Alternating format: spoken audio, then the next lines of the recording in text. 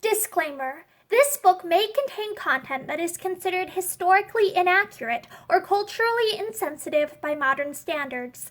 My hope is that by exploring old literature, we will better understand why people of the past thought the way that they did and understand the influences that shape their culture. This video is not intended for young audiences. Hi, I'm Morgan, and today I will be reading from Myths from Many Lands, and it's from, I believe, a series called The Children's Hour, and it's the second book in the series, and it was published by Houghton Mifflin Co. in 1907. And under the Myths of Greece and Rome, I will be reading The Golden Fleece by Nathaniel Hawthorne. When Jason, the son of the dethroned king of Iolcos, was a little boy, he was sent away from his parents and placed under the queerest schoolmaster that ever you heard of. This learned person was one of the people, or quadrupeds, called centaurs. He lived in a cavern and had the body and legs of a white horse, with the head and shoulders of a man. His name was Chiron, and, in spite of his odd appearance, he was a very excellent teacher, and had several scholars, who afterwards did him credit by making a great figure in the world. The famous Hercules was one, and so was Achilles, and Philoctetes likewise, and Aesculapius, who acquired immense repute as a doctor. The good Chiron taught his pupils how to play upon the harp, and how to cure diseases, and how to use the sword and shield, together with various other branches of education, in which the lads of those days used to be instructed, instead of writing and arithmetic. I have sometimes suspected that Master Chiron was not really very different from other people, but that, being a kind-hearted and merry old fellow, he was in the habit of making believe that he was a horse, and scrambling about the schoolroom on all fours, and letting the little boys ride upon his back. And so, when his scholars had grown up, and grown old, and were trotting their grandchildren on their knees, they told them about the sports of their school days, and these young folks took the idea that their grandfathers had been taught their letters by a centaur, half man and half horse. Little children, not quite understanding what is said to them, often get such absurd notions into their heads, you know. Be that as it may, it has always been told for a fact, and always will be told, as long as the world lasts, that Chiron, with the head of a schoolmaster, had the body and legs of a horse. Just imagine the grave old gentleman clattering and stamping into the schoolroom on his four hoofs, perhaps treading on some little fellow's toes, flourishing his switch-tail instead of a rod, and now and then trotting out of doors to eat a mouthful of grass. I wonder what the blacksmith charged him for a set of iron shoes. So Jason dwelt in a cave with this four-footed Chiron from the time that he was an infant, only a few months old, until he had grown to the full height of a man.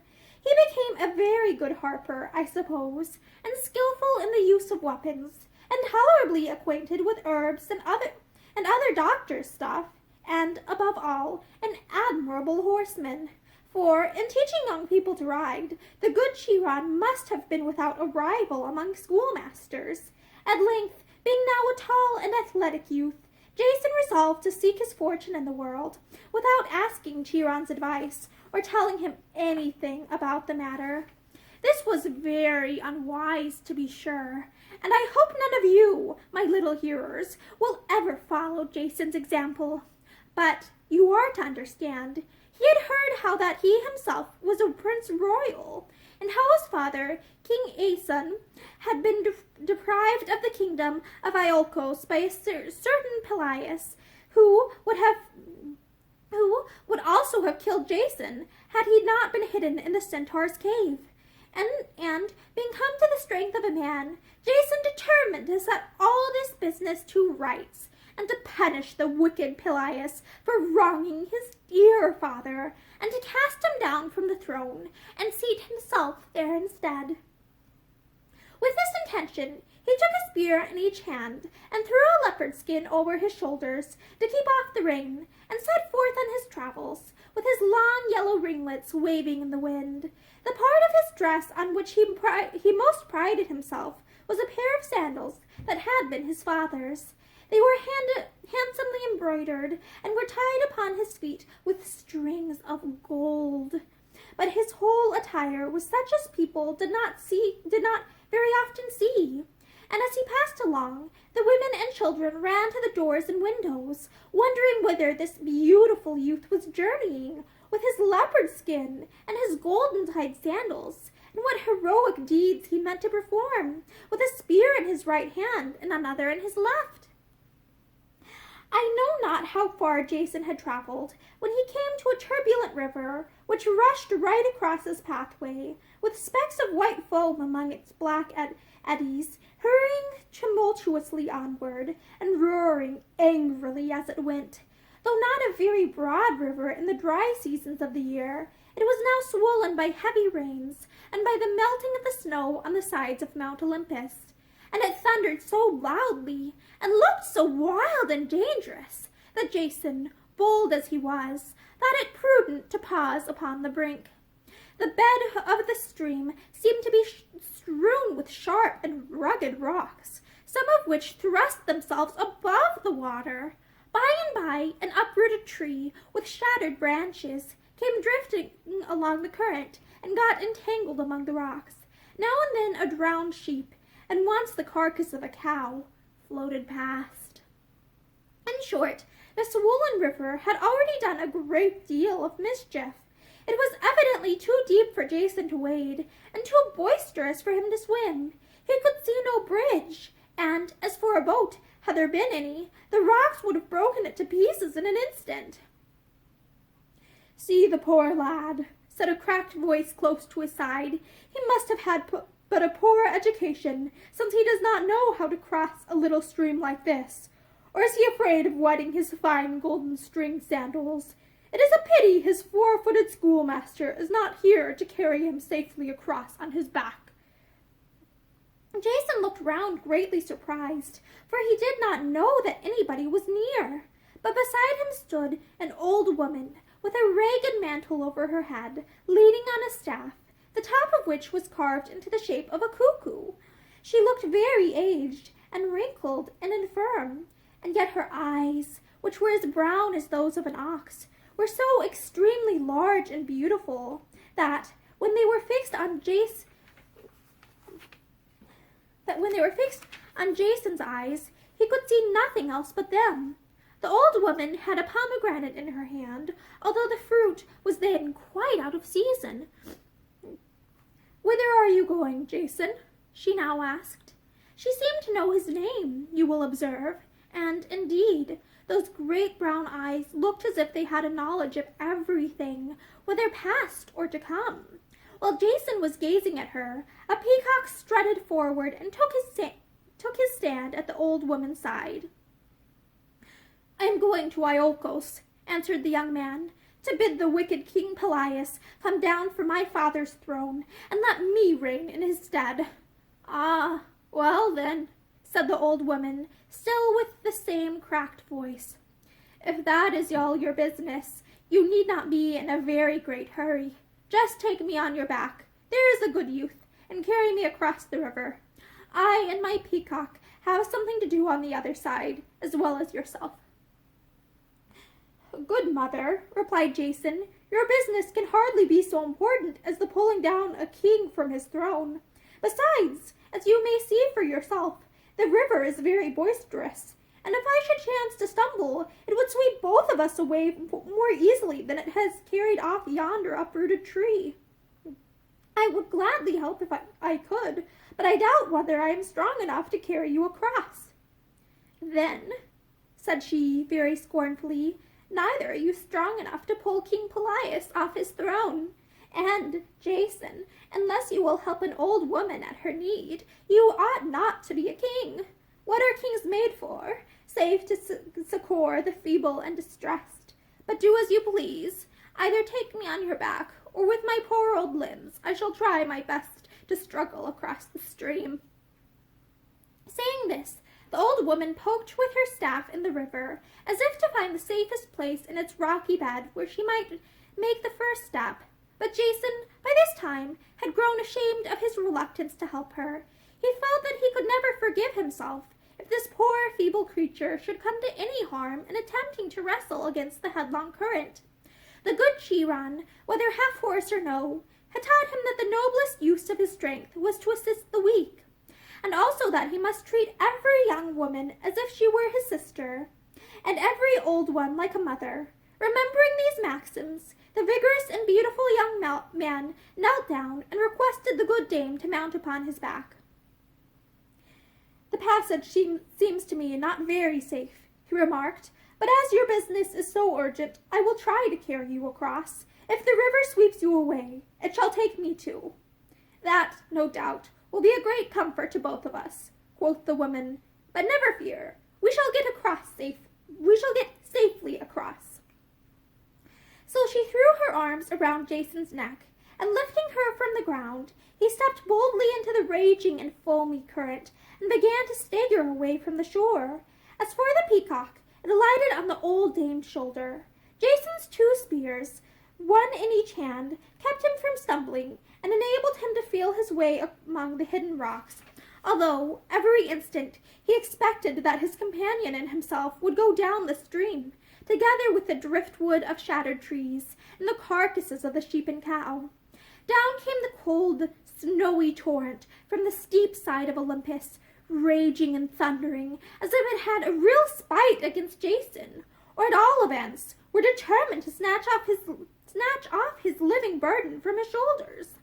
When he was halfway across, the uprooted tree, which I have already told you about, broke loose from among the rocks and bore down upon him with all its splintered branches sticking out like the 100 arms of the giant Briareus. It rushed past, however, without touching him. But the next moment his foot was caught in a crevice between 2 rocks and stuck there so fast that, in the effort to get free, he lost one of his golden string sandals. At this accident, Jason could not help uttering a cry of vexation. "What is the matter, Jason?" asked the old woman. "Matter enough," said the young man. "I have lost a sandal here among the rocks, and what sort of a figure shall I cut at the court of King Pelias with a golden string sandal on one foot and the other foot bare?" "Do not take it to heart," answered his companion cheerily. "You never met with better fortune than in losing that sandal. It satisfies me that you are the very person whom the speaking oak has been talking about." There was no time just then to inquire what the speaking oak had said, but the briskness of her tone encouraged the young man, and besides, he had never in his life felt so vigorous and mighty as since taking this old woman on his back.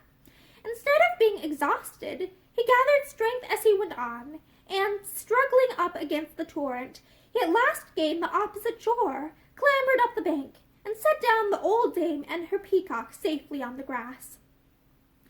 As soon as this was done, however, he could not help looking rather despondently at his bare foot, with only a remnant of the golden string of the sandal clinging round his ankle. "You will get a handsomer pair of sandals by and by," said the old woman, with a kindly look out of her beautiful brown eyes. "Only let King Pelias get a glimpse of that bare foot, and you shall see him turn as pale as ashes, I promise you. There is your path. Go along, my good Jason, and my blessing go with you. And when you sit on your throne, remember the old woman whom you helped over the river." With these words, she hobbled away, giving him a smile over her shoulder as she departed. Whether the light of her beautiful brown eyes threw a glory round about her, or whatever the cause might be, Jason fancied that there was something very noble and majestic in her figure, after all, and that, though her gait seemed to be a rheumatic hobble, yet she moved with as much grace and dignity as any queen on earth. Her peacock, which had now fluttered down from her shoulder, strutted behind her in prodigious pomp, and spread out its magnificent tail on purpose for Jason to admire it. When the old dame and her peacock were out of sight, Jason set forward on his journey. After traveling a pretty long distance, He came to a town situated at the foot of a mountain, and not a great way from the shore of the sea. On the outside of the town there was an immense crowd of people, not only men and women, but children too, all in their best clothes, and evidently enjoying a holiday.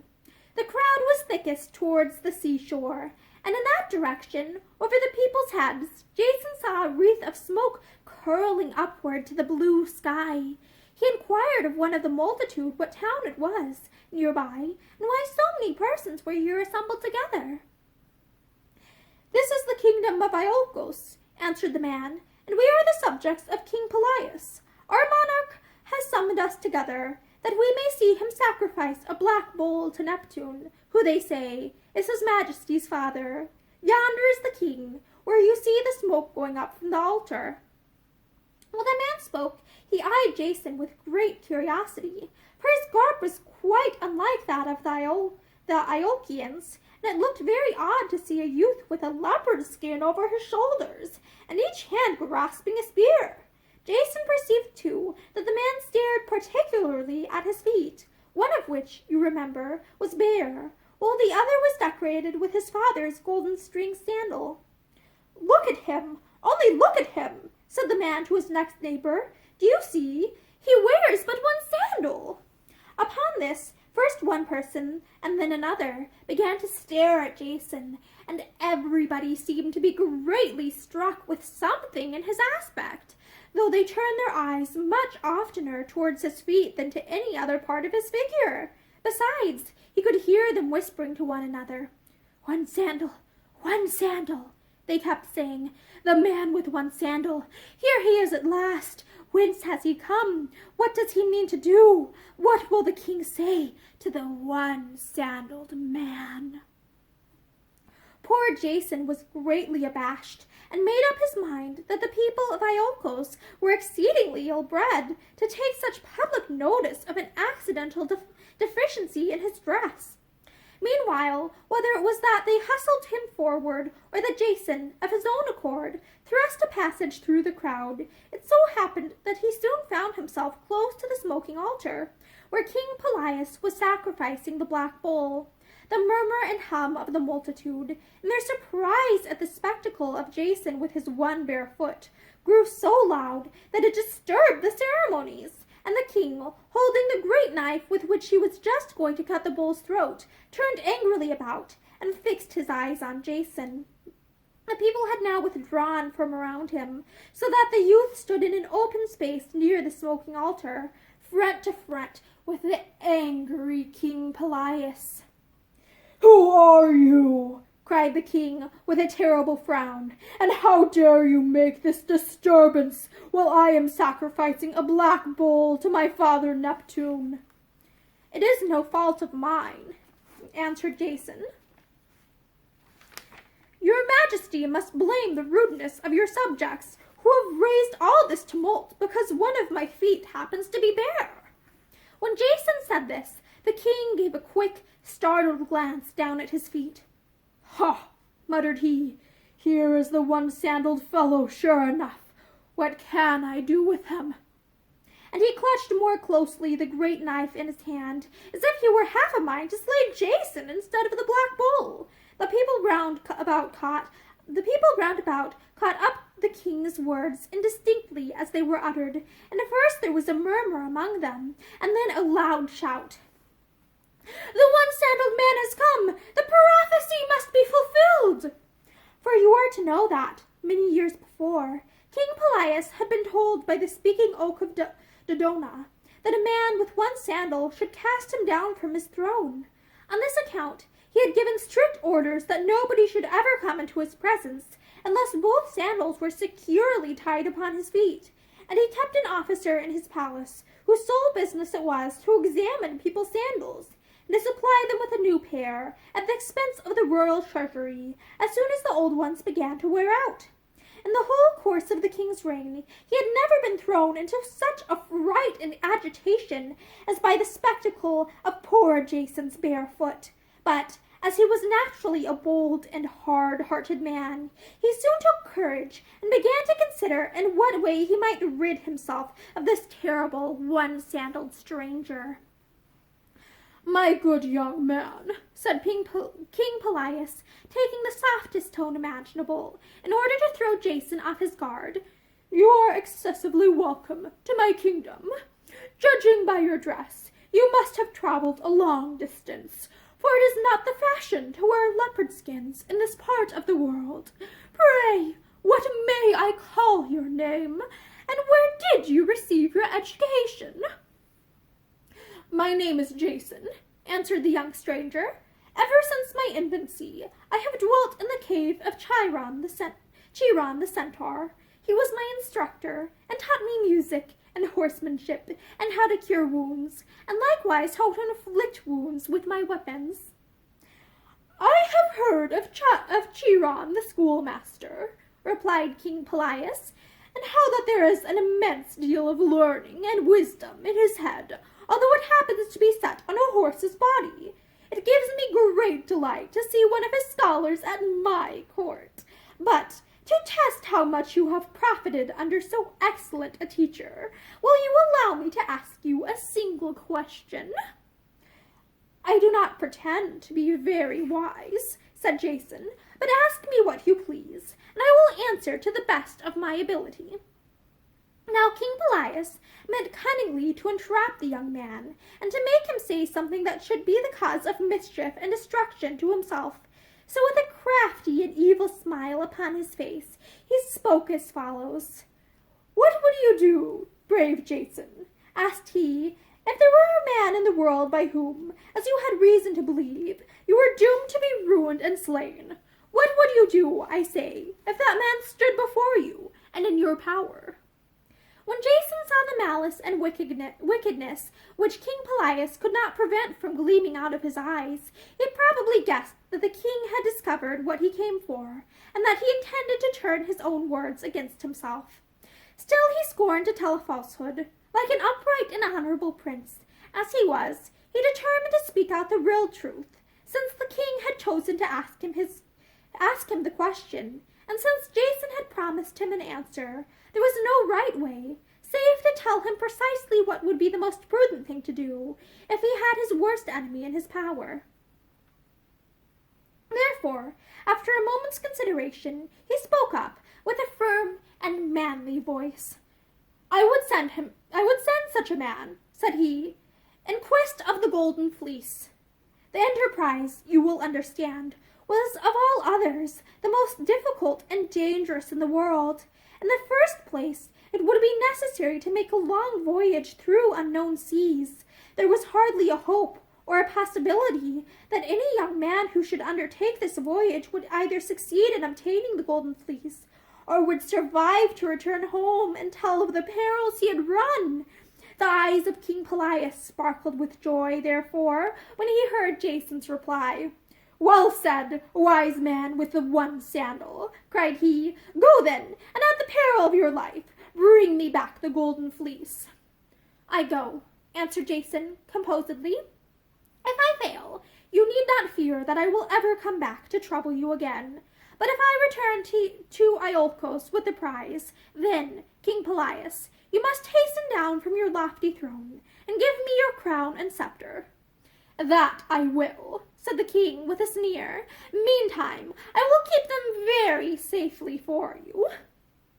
The first thing that Jason thought of doing after he left the king's presence was to go to Dodona and inquire of the talking oak what course it was best to pursue. This wonderful tree stood in the center of an ancient wood. Its stately trunk rose up 100 feet into the air, and threw a broad and dense shadow over more than an acre of ground. Standing beneath it, Jason looked up among the knotted branches and green leaves, and into the mysterious heart of the old tree, and spoke aloud, as if he were addressing some person who was hidden in the depths of the foliage. What shall I do, said he, in order to win the Golden Fleece? At first there was a deep silence, not only within the shadow of the talking oak, but all through the solitary wood. In a moment or two, however, the leaves of the oak began to stir and rustle, as if a gentle breeze were wandering amongst them, although the other trees of the wood were perfectly still. The sound grew louder and became like the roar of a high wind. By and by, Jason imagined that he could distinguish words, but very confusedly, because each separate leaf of the tree seemed to be a tongue, and the whole myriad of tongues were babbling at once.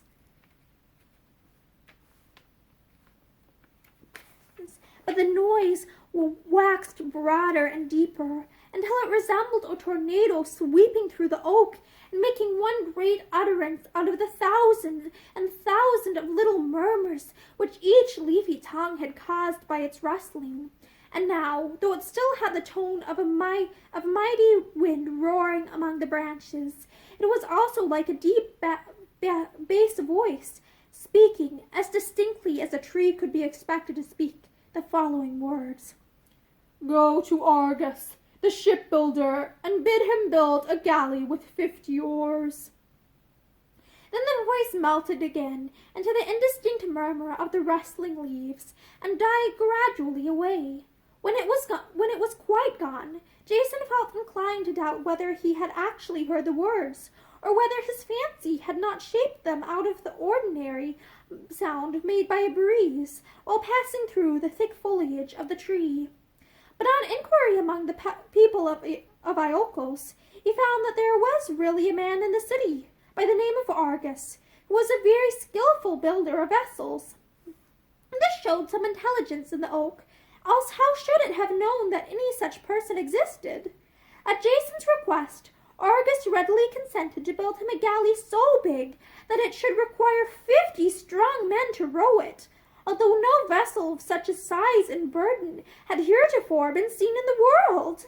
So the head carpenter and all his journeymen and apprentices began their work, and for a good while afterwards there they were, busily employed, hewing out the timbers and making a great clatter with their hammers, until the new ship, which was called the Argo, seemed to be quite ready for sea.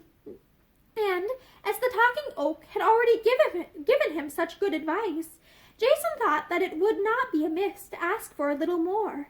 He visited it again, therefore, and standing beside its huge, rough trunk, inquired what he should do next. This time, there was no such universal quivering of the leaves throughout the whole tree as there had been before, but after a while, Jason observed that the foliage of a great branch which stretched above his head had begun to rustle, as if the wind were stirring that one bough, while all the other boughs of the oak were at rest. "Cut me off," said the branch, as soon as it could speak distinctly. Cut me off, and carve me into a figurehead for your galley." Accordingly, Jason took the branch at its word and lopped it off the tree. A carver in the neighborhood engaged to make the figurehead. He was a tolerably good workman, and had already carved several figureheads in what he intended for feminine shapes, and looking pretty much like those which we see nowadays, stuck up under a vessel's bowsprit, with great staring eyes that never wink at the dash of the spray. But, what was very strange, the carver found that his hand was guided by some unseen power, and by a skill beyond his own, and that his tools shaped out an image which he had never dreamed of. When the work was finished, it turned out to be the figure of a beautiful woman with a helmet on her head, from beneath which the long ringlets fell down upon her shoulders. On the left arm was a shield, and in its center appeared a lifelike representation of the head of Medusa with the snaky locks. The right arm was extended, as if pointing onward. The face of this wonderful statue, though not angry or forbidding, was so grave and majestic that perhaps you might call it severe, and as for the mouth, it seemed just ready to unclose its lips and utter words of the deepest wisdom. Jason was delighted with the oaken image, and gave the carver no rest until it was completed, and set up where a figurehead has always stood, from that time to this, in the vessel's prow. "And now," cried he, as he stood gazing at the calm, majestic face of the statue, "I must go to the talking oak, and inquire what next to do." "There is no need for that, Jason," said a voice which, though it was far lower, and reminded him of the mighty tones of the great oak. "When you desire good advice, you can seek it of me." Jason had been looking straight into the face of the image wherein these words were spoken, but he could hardly believe either his ears or his eyes. The truth was, however, that the oaken lips had moved, and, to all appearance, the voice had proceeded from the statue's mouth. Recovering a little from his surprise, Jason bethought himself that the image had been carved out of the wood of the talking oak, and that, therefore, it was really no great wonder, but on the contrary, the most natural thing in the world, that it should possess the faculty of speech. It would have been very odd, indeed, if it had not. But certainly it was a great piece of good fortune that he should be able to carry so wise a block of wood along with him in his perilous voyage. "Tell me, wondrous image," exclaimed Jason, "since you inherit the wisdom of the speaking oak of Dodona, whose daughter you are, tell me, where shall I find 50 bold youths who will take each of them an oar of my galley? They must have sturdy arms to row, and brave hearts to encounter perils, or we shall never win the Golden Fleece." "Go," replied the oaken image, "go, summon all the heroes of Greece." And, in fact, considering what a great deed was to be done, could any advice be wiser than this which Jason received from the figurehead of his vessel? He lost no time in sending messengers to all the cities, and making known to the whole people of Greece that Prince Jason, the son of King Aeson, was going in quest of the Fleece of Gold, and that he desired the help of 49 of the bravest and strongest young men alive, to row his vessel and share his dangers, and Jason himself would be the 50th. At this news, the adventurous youths all over the country began to bestir themselves. Some of them had already fought with giants and slain dragons, and the younger ones, who had not yet met with such good fortune, thought it a shame to have lived so long without getting astride of a flying serpent, or sticking their spears into a chimera, or, at least, thrusting their right arms down a monstrous lion's throat. There was a fair prospect that they would meet with plenty of such adventures before finding the Golden Fleece. As soon as they could furbish up their helmets and shields, therefore, and gird on their trusty swords, they came thronging to Iolcos and clambered on board the new galley. Shaking hands with Jason, they assured him that they did not care a pin for their lives, but would help row the vessel to the remotest edge of the world, and as much farther as he might think it best to go. Many of these brave fellows had been educated by Chiron, the four-footed pedagogue, and were therefore old schoolmates of Jason, and knew him to be a lad of spirit.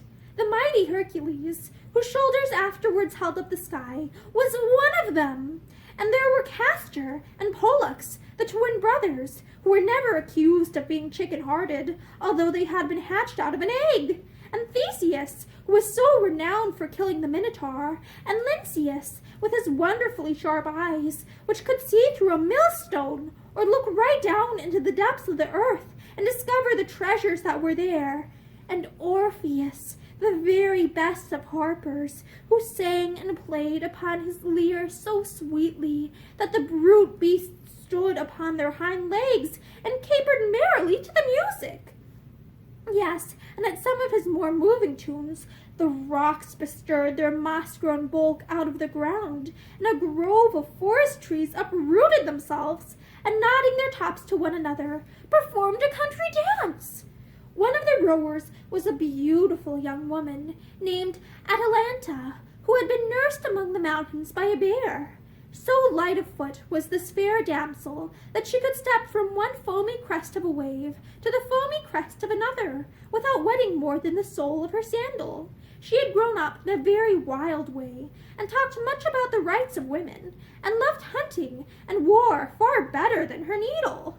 But, in my opinion, the most remarkable of this famous company were 2 sons of the north wind, airy youngsters, and of rather a blustering disposition, who had wings on their shoulders, and in case of a calm could puff out their cheeks and blow almost as fresh a breeze as their father.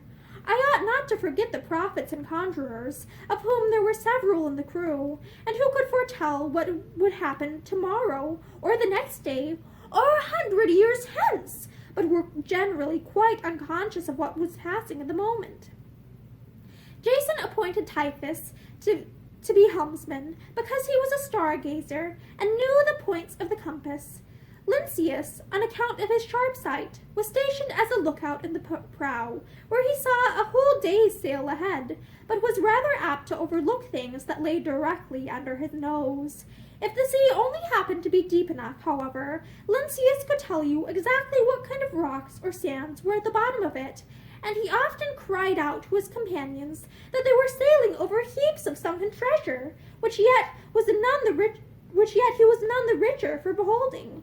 To confess the truth, few people believed him when he said it. Well, but when the Argonauts, as these 50 brave adventurers were called, had prepared everything for the voyage, an unforeseen difficulty threatened to end it before it was begun. The vessel, you must understand, was so long and broad and ponderous that the united force of all the 50 was insufficient to shove her into the water. Hercules, I suppose, had not grown to his full strength, else he might have set her afloat as easily as a little boy launches his boat upon a puddle. But here were these 50 heroes pushing and straining and growing red in the face without making the Argo start an inch. At last, quite worried out, they sat themselves down on the shore, exceedingly disconsolate, and thinking that the vessel must be left to rot and fall to pieces, and that they might either swim across the sea or lose the Golden Fleece. All at once, Jason bethought himself of the galley's miraculous figurehead. "O daughter of the talking oak," cried he, "how shall we set to work to get our vessel into the water?" "Seat yourselves," answered the image, for it had known what ought to be done from the very first, and was only waiting for the question to be put. "Seat yourselves, and handle your oars, and let Orpheus play upon his harp."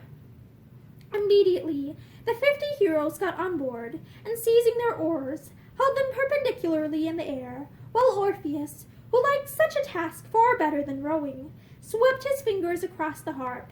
At the first ringing note of the music, they felt the vessel stir. Orpheus thrummed away briskly, and the galley slid at once into the sea, dipping her prow so deeply that the figurehead drank the wave with its marvelous lips, and rose again as buoyant as a swan.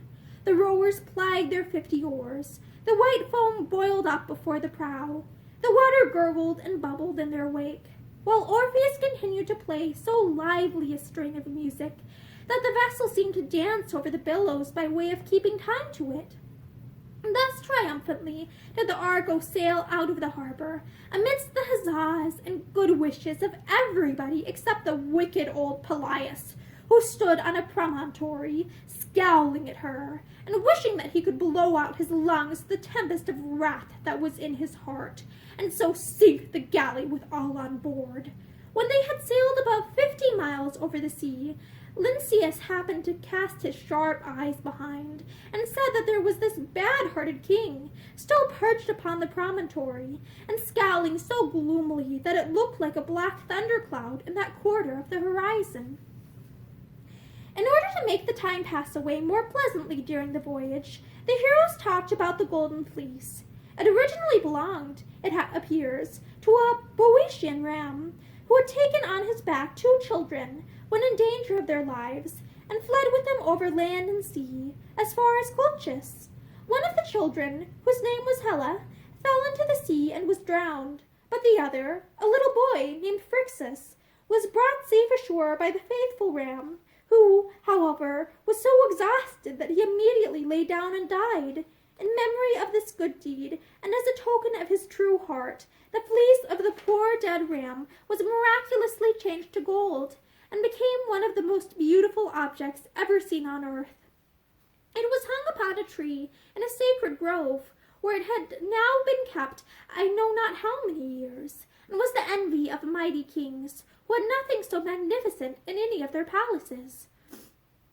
If I were to tell you all the adventures of the Argonauts, it would take me till nightfall, and perhaps a great deal longer. There was no lack of wonderful events, as you may judge from what you may have already heard. At a certain island, they were hospitably received by King Cyzicus, its sovereign, who made a feast for them, and treated them like brothers. But the Argonauts saw that this good king looked downcast and very much troubled, and they therefore inquired of him what was the matter. King Cyzicus hereupon informed them that he and his subjects were greatly abused and incommoded by the inhabitants of a neighboring mountain, who made war upon them and killed many people and ravaged the country. And while they were talking about it, Cyzicus pointed to the mountain and asked Jason and his companions what they saw there. "I see some very tall objects," answered Jason, "but they are at such a distance that I cannot distinctly make out what they are. To tell your majesty the truth, they look so very strangely that I am inclined to think them clouds, which have chanced to take something like human shapes." "I see them very plainly," remarked Lynceus, whose eyes, you know, were as far-sighted as a telescope. "They are a band of enormous giants, all of whom have 6 arms apiece, and a club and a sword, or some other weapon in each of their hands." "You have excellent eyes," said King Cyzicus. "Yes, they are 6-armed giants, as you say, and these are the enemies whom I and my subjects have to contend with." The next day, when the Argonauts were about setting sail, down came these terrible giants, stepping 100 yards at a stride, brandishing their 6 arms apiece, and looking very formidable, so far aloft in the air. Each of these monsters was able to carry on a whole war by himself, for with one of his arms he could fling immense stones, and wield a club with another, and a sword with a third, while the fourth was poking a long spear at the enemy, and the fifth and sixth were shooting him with a bow and arrow. But, luckily, though the giants were so huge and had so many arms, they had each but one heart, and that no bigger nor braver than the heart of an ordinary man. Besides, if they had been like the 100-armed Briareus, the brave Argonauts would have given them their hands full of fight. Jason and his friends went boldly to meet them, slew a great many, and made the rest take to their heels, so that, if the giants had had 6 legs apiece instead of 6 arms, it would have served them better to run away with. Another strange adventure happened when the voyagers came to Thrace, where they found a poor blind king named Phineus, deserted by his subjects and living in a very sorrowful way, all by himself. On Jason's inquiring whether they could do him any service, the king answered that he was terribly tormented by 3 great winged creatures called harpies, which had the faces of women and the wings, bodies, and claws of vultures. These ugly wretches were in the habit of snatching away his dinner, and allowed him no peace of his life. Upon hearing this, the Argonauts spread a plentiful feast on the seashore, well knowing, from what the blind king said of their greediness, that the harpies would snuff up the scent of the victuals, and quickly come to steal them away. And so it turned out, for hardly was the table set, before the 3 hideous vulture women came flapping their wings, seized the food in their talons, and flew off as fast as they could. But the 2 sons of the north wind drew their swords, spread their pinions, and set off through the air in pursuit of the thieves, whom they at last overtook among some islands, after a chase of hundreds of miles. The 2 winged youths blustered terribly at the harpies, for they had the rough temper of their father, and so frightened them with their drawn swords that they solemnly promised never to trouble King Phineus again. Then the Argonauts sailed onward, and met with many other marvelous incidents, any one of which would make a story by itself. At one time they landed on an island, and were reposing on the grass, when they suddenly found themselves assailed by what seemed a shower of steel-headed arrows. Some of them stuck in the ground, while others hit against their shields, and several penetrated their flesh. The 50 heroes started up and looked about them for the hidden enemy, but could find none, nor see any spot on the whole island wherever a single archer could lie concealed. Still, however, the steel-headed arrows came whizzing among them, and at last, happening to look upwards, they beheld a large flock of birds, hovering and wheeling aloft, and shooting their feathers down upon the Argonauts. These feathers were the steel-headed arrows that had so tormented them. There was no possibility of making any resistance, and the 50 heroic Argonauts might all have been killed or wounded by a flock of troublesome birds without ever setting eyes on the Golden Fleece, if Jason had not thought of asking the advice of the oaken image. So he ran to the galley as fast as his legs would carry him. "O daughter of the speaking oak," cried he, all out of breath, "we need your wisdom more than ever before. We are in great peril from a flock of birds who are shooting us with their steel-pointed feathers. What can we do to drive them away?" "Make a clatter on your shields," said the image. On receiving this excellent counsel, Jason hurried back to his companions, who were far more dismayed than when they fought with the 6-armed giants, and bade them strike their swords upon their brazen shields. Forthwith the 50 heroes set hardly to work, banging with might and main, and raised such a terrible clatter that the birds made what haste they could to get away, and though they had shot half the feathers out of their wings, they were soon seen skimming among the clouds a long distance off, and looking like a flock of wild geese. Orpheus celebrated this victory by playing a triumphant anthem on his harp, and sang so melodiously that Jason begged him to desist, lest, as the steel-feathered birds had been driven away by an ugly sound, they might be enticed back again by a sweet one. While the Argonauts remained on this island, they saw a small vessel approaching the shore, in which were 2 young men of princely demeanor, and exceedingly handsome, as young princes generally were in those days. Now, who do you imagine these 2 voyagers turned out to be? Why, if you will believe me, they were the sons of that very Phrixus, who, in his childhood, had been carried to Colchis on the back of the golden fleeced ram.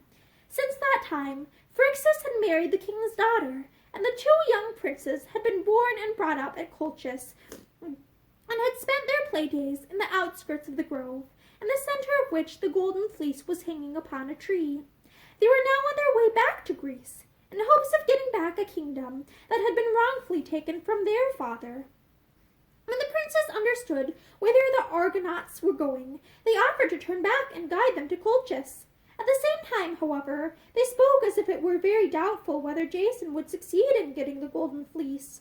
According to their account, the tree on which it hung was guarded by a terrible dragon, who never failed to devour, at one mouthful, every person who might venture within his reach. "There are other difficulties in the way," continued the young princes, "but is not this enough? Ah, brave Jason, turn back before it is too late. It would grieve us to the heart if you and your 49 brave companions should be eaten up at 50 mouthfuls by this execrable dragon." "My young friends," quietly replied Jason, "I do not wonder that you think the dragon very terrible. You have grown up from infancy in the fear of this monster, and therefore still regard him with the awe that children feel for the bugbears and hobgoblins which their nurses have talked to them about. But, in my view of the matter, the dragon is merely a pretty large serpent, who is not half so likely to snap me up at one mouthful as I am to cut off his ugly head and strip the skin from his body. At all events, turn back who may, I will never see Greece again unless I carry with me the golden fleece." "We will none of us turn back," cried his 49 brave comrades.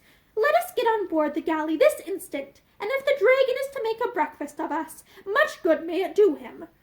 And Orpheus, whose custom it was to set everything to music, began to harp and sing most gloriously, and made every mother's son of them feel as if nothing in this world were so delectable as to fight dragons, and nothing so truly honorable as to be eaten up at one mouthful.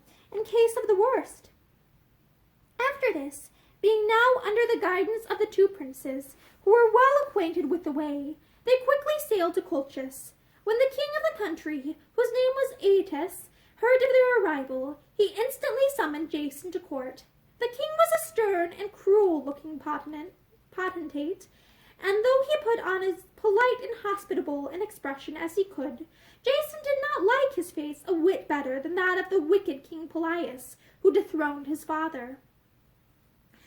"You are welcome, brave Jason," said King Aeetes.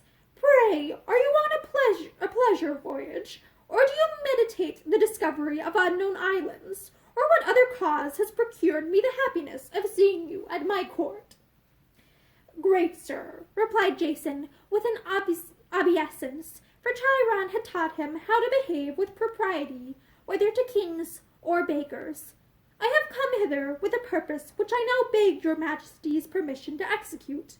King Pelaius, who sits on my father's throne, to which he has no more right than to the one on which your excellent majesty is now seated, has engaged to come down from it, and to give me his crown and scepter, provided I bring him the Golden Fleece. This, as your majesty is aware, is now hanging on a tree here at Colchis, and I humbly solicit your gracious leave to take it away." In spite of himself, the king's face twisted itself into an angry frown, for, above all things else in the world, he prized the Golden Fleece, and was even suspected of having done a very wicked act, in order to get it into his own possession. It put him into the worst possible humor, therefore, to hear that the gallant Prince Jason and 49 of the bravest young warriors of Greece had come to Colchis with the sole purpose of taking away his chief treasure. "Do you know," asked King Aeetes, eyeing Jason very sternly, "what are the conditions which you must fulfill before getting possession of the Golden Fleece?" "I have heard," rejoined the youth, "that a dragon lies beneath the tree on which the prize hangs, and that whoever approaches him runs the risk of being devoured at a mouthful." "True," said the king, with a smile that did not look particularly good-natured. "Very true, young man. But there are other things as hard, or perhaps a little harder, to be done, before you can even have the privilege of being devoured by the dragon. For example, you must first tame my two brazen-footed and brazen-lunged bulls, which Vulcan, the wonderful blacksmith, made for me. There is a furnace in each of their stomachs, and they breathe such hot fire out of their mouths and nostrils that nobody has hitherto got nigh them without being instantly burned to a small black cinder. What do you think of this, my brave Jason?" "I must encounter the peril," answered Jason composedly, "since it stands in the way of my purpose." "After taming the fiery bulls," continued King Aeetes, who was determined to scare Jason if possible, "you must yoke them to a plough, and must plough the sacred earth in the grove of Mars, and sow some of the same dragon's teeth from which Cadmus raised a crop of armed men. They are an unruly set of reprobates, those sons of the dragon's teeth, and unless you treat them suitably, they will fall upon you sword in hand. You and your 49 Argonauts, my bold Jason, are hardly numerous or strong enough to fight with such a host as will spring up." "My master Chiron," replied Jason, "taught me, long ago, the story of Cadmus. Perhaps I can manage the quarrelsome sons of the dragon's teeth as well as Cadmus did." "I wish the dragon had him," muttered King Aeetes to himself, "and the four-footed pedant, his schoolmaster, into the bargain. Why, what a foolhardy, self-conceited coxcomb he is! We'll see what my fire-breathing bulls will do for him.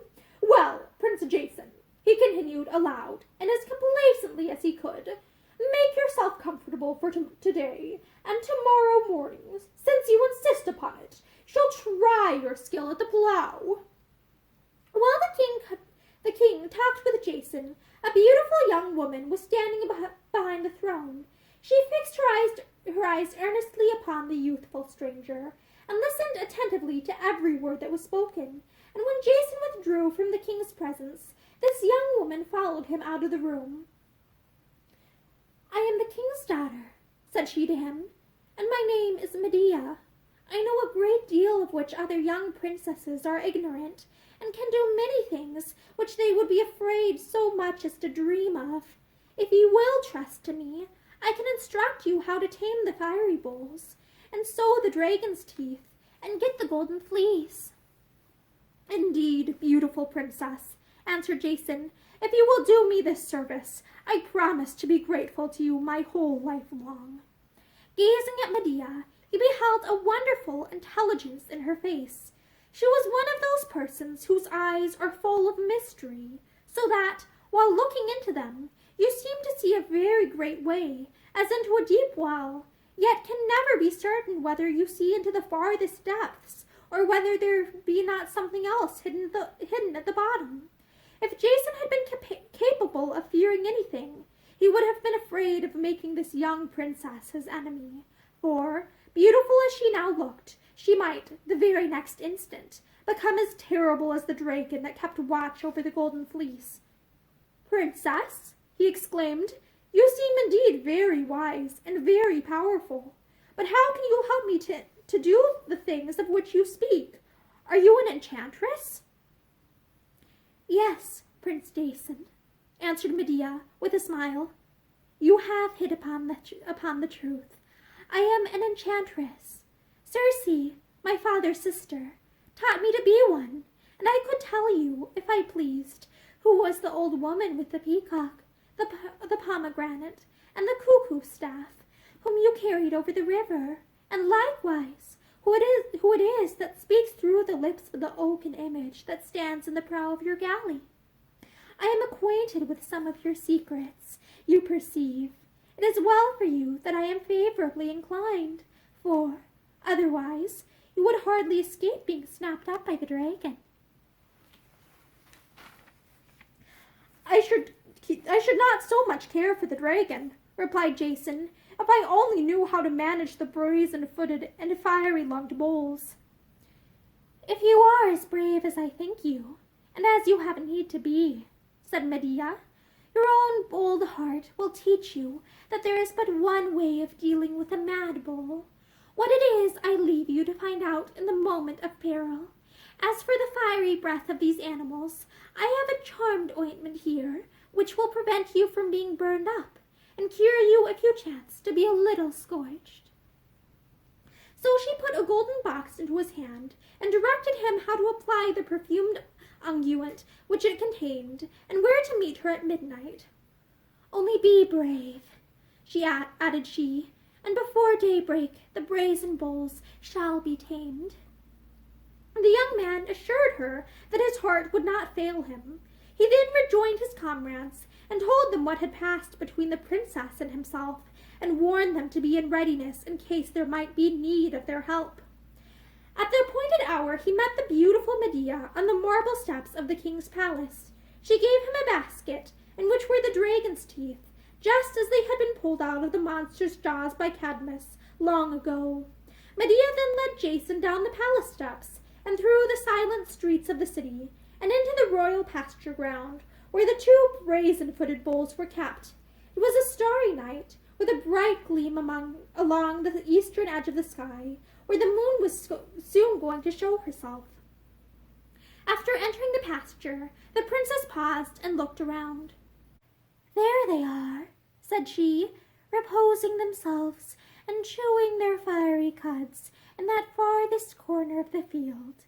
It will be an excellent sport, I assure you, when they catch a glimpse of your figure. My father and all his court delight in nothing so much as to see a stranger trying to yoke them in order to come at the Golden Fleece. It makes a holiday in Colchis whenever such a thing happens. For my part, I enjoy it immensely. You cannot imagine in what a mere twinkling of an eye their hot breath shrivels a young man into a black cinder."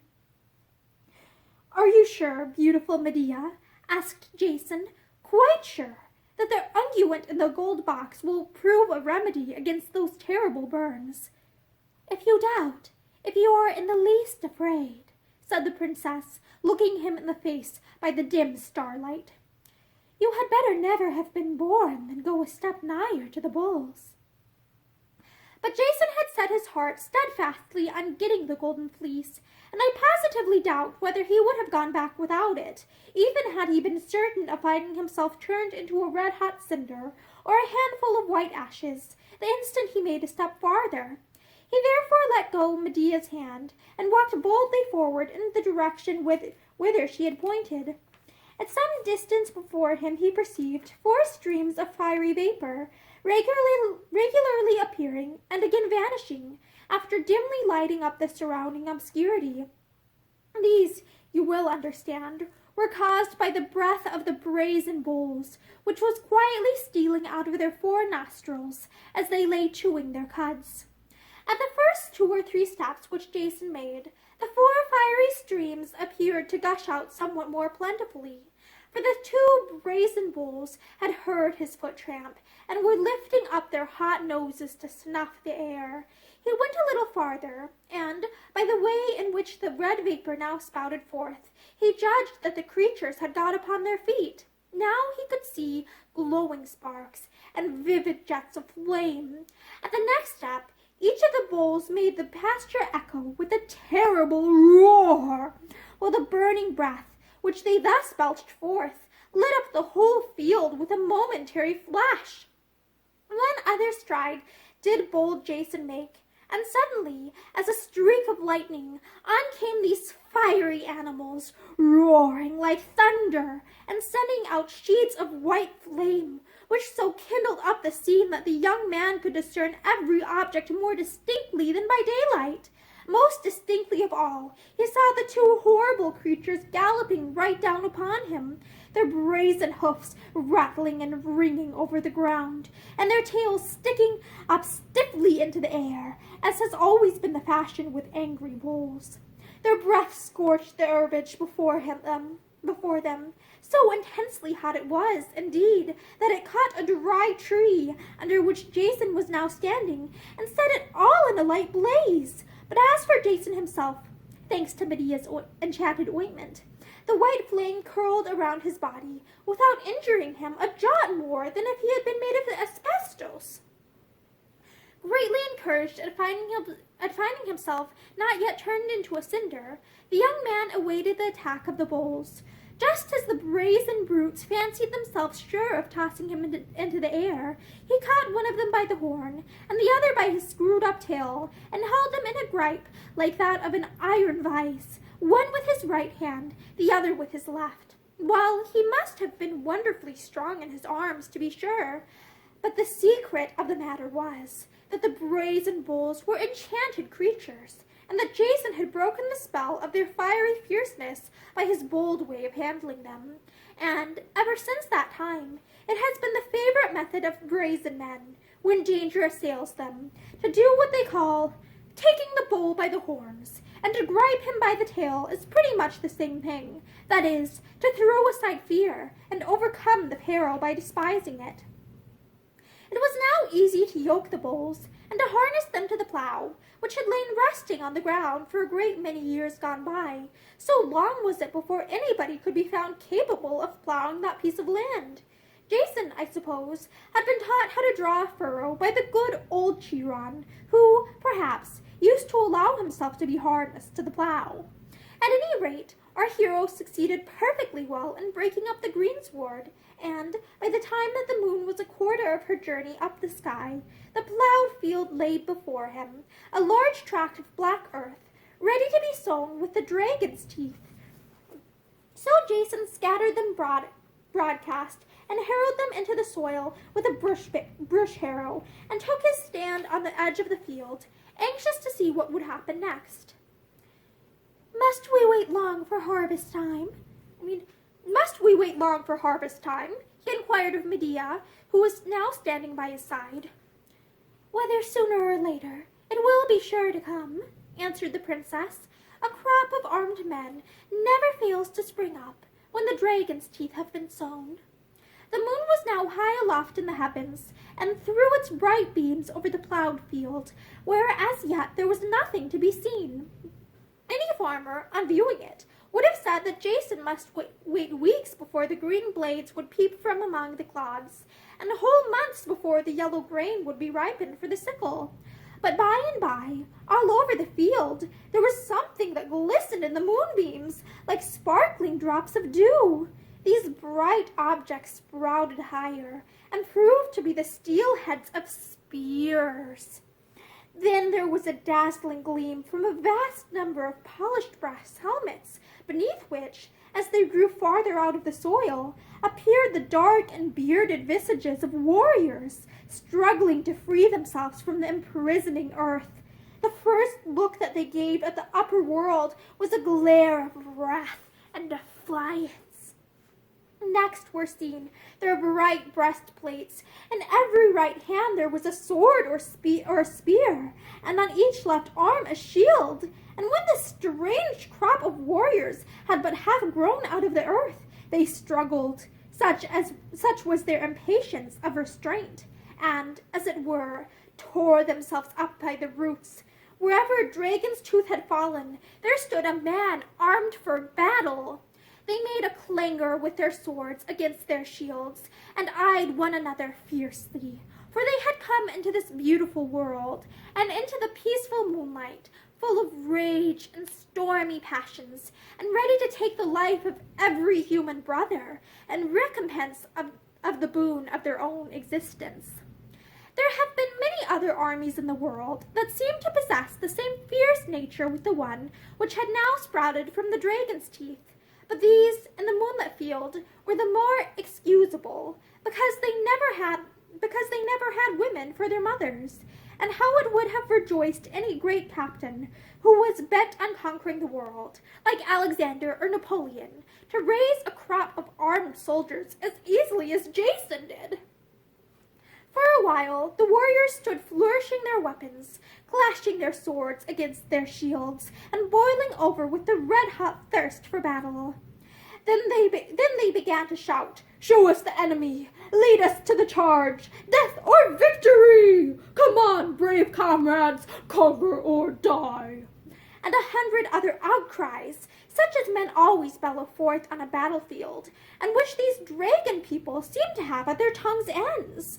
At last, the front rank caught sight of Jason, who, beholding the flash of so many weapons in the moonlight, had thought it best to draw his sword. In a moment all the sons of the dragon's teeth appeared to take Jason for an enemy, and crying with one voice, "Guard the Golden Fleece!" they ran at him with uplifted swords and protruded spears. Jason knew that it would be impossible to withstand this bloodthirsty battalion with his single arm, but determined, since there was nothing better to be done, to die as valiantly as if he himself had sprung from a dragon's tooth. Medea, however, bade him snatch up a stone from the ground. "Throw it among them quickly," cried she. "It is the only way to save yourself."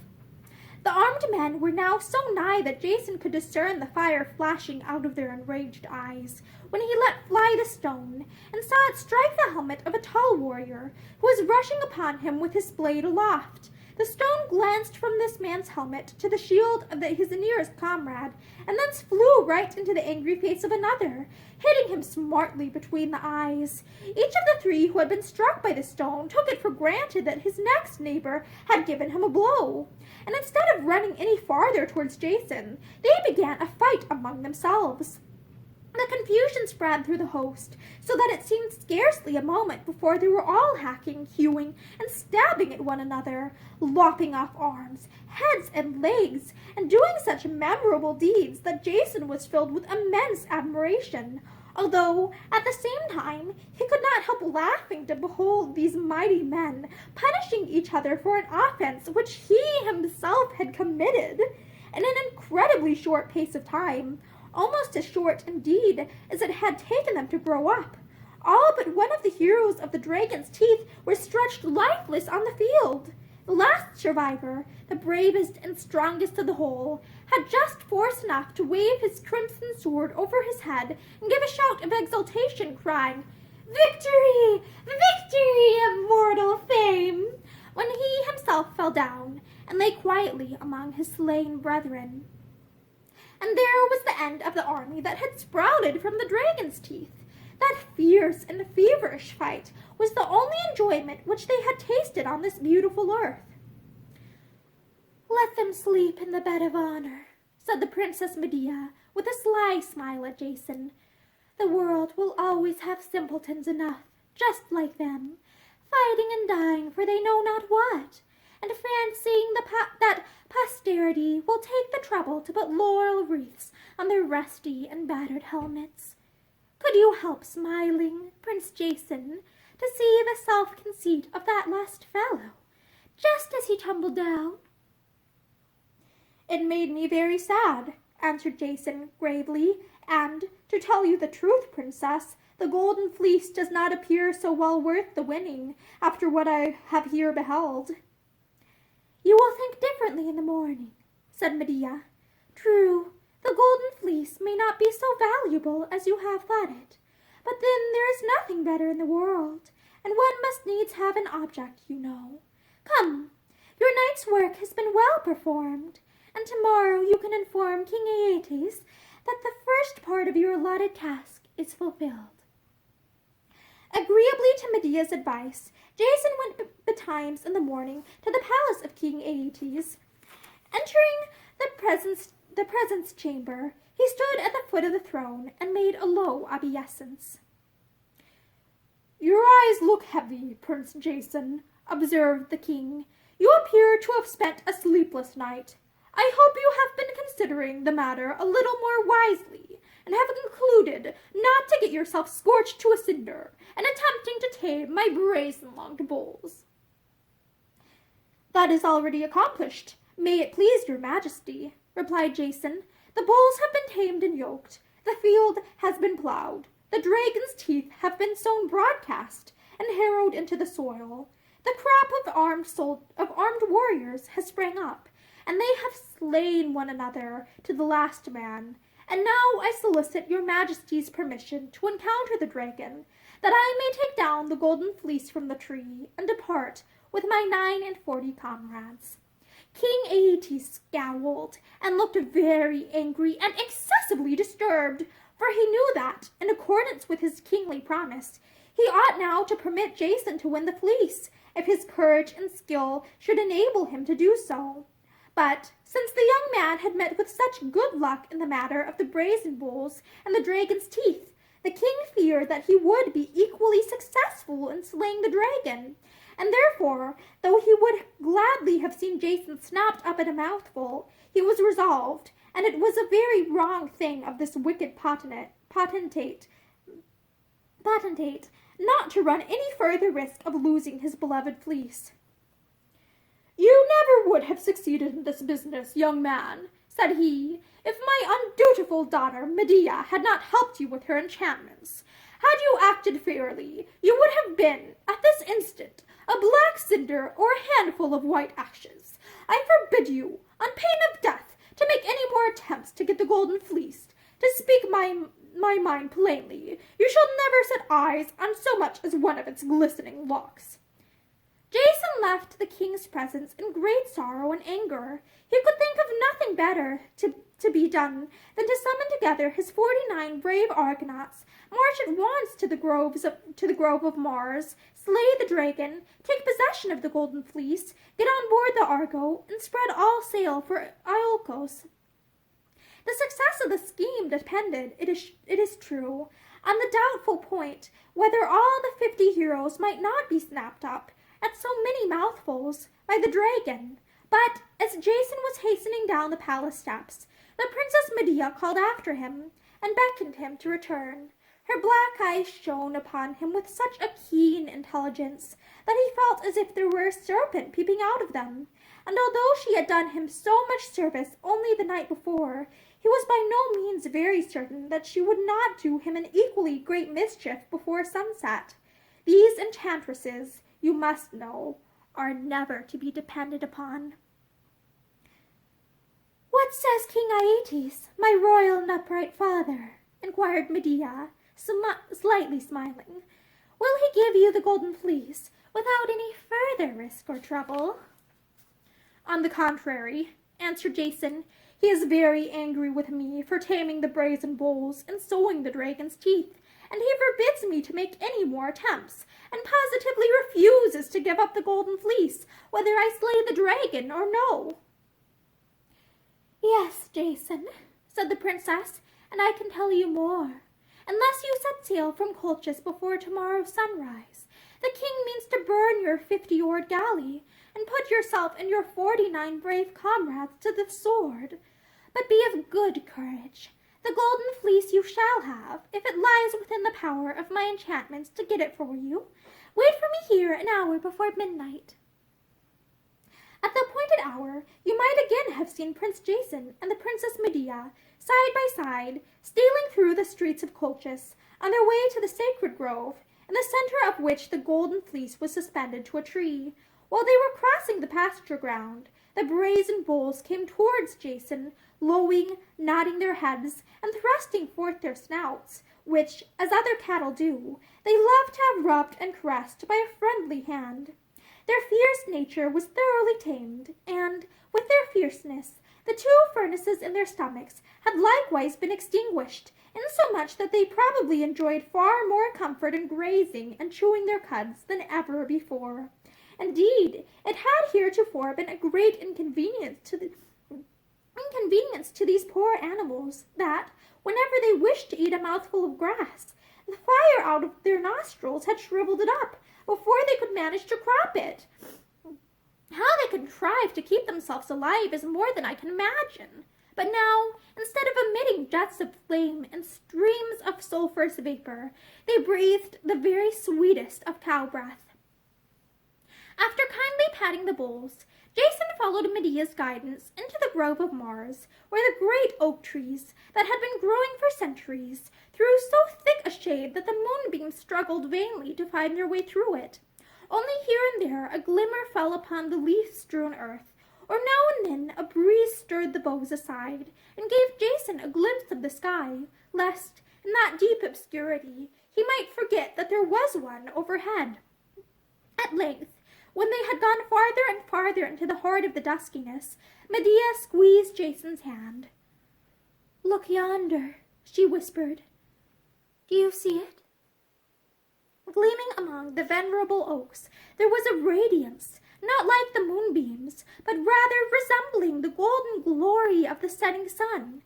It proceeded from an object which appeared to be suspended at about a man's height from the ground, a little farther within the wood. "What is it?" asked Jason. "Have you come so far to seek it?" exclaimed Medea. "And do you not recognize the meed of all your toils and perils when it glitters before your eyes? It is the Golden Fleece." Jason went onward a few steps farther, and then stopped to gaze. Oh, how beautiful it looked, shining with a marvelous light of its own, that inestimable Jason caught the fleece from the tree, and hurried through the grove, the deep shadows of which were illuminated as he passed by the golden glory of the precious object that he bore along. A little way before him, he beheld the old woman whom he had helped over the stream, with her peacock beside her. She clapped her hands for joy, and beckoning him to make haste, disappeared among the dustiness of the trees. Espying the 2 winged sons of the north wind, who were disporting themselves in the moonlight a few hundred feet aloft, Jason bade them tell the rest of the Argonauts to embark as speedily as possible. But Lynceus, with his sharp eyes, had already caught a glimpse of him, bringing the Golden Fleece, although several stone walls, a hill, and the black shadows of the grove of Mars intervened between. By his advice, the heroes had seated themselves on the benches of the galley, with their oars held perpendicularly, ready to let fall into the water. As Jason drew near, he heard the talking image calling to him with more than ordinary eagerness in its grave, sweet voice. "Make haste, Prince Jason. For your life, make haste." With one bound he leaped aboard. At sight of the glorious radiance of the Golden Fleece, the 49 heroes gave a mighty shout, and Orpheus, striking his harp, sang a song of triumph, to the cadence of which the galley flew over the water, homeward bound, as if careering along with wings. And that is the end of The Golden Fleece by Nathaniel Hawthorne from Myths from Many Lands. Thank you for joining me for this story, and I hope that you join me for more. Have a great day.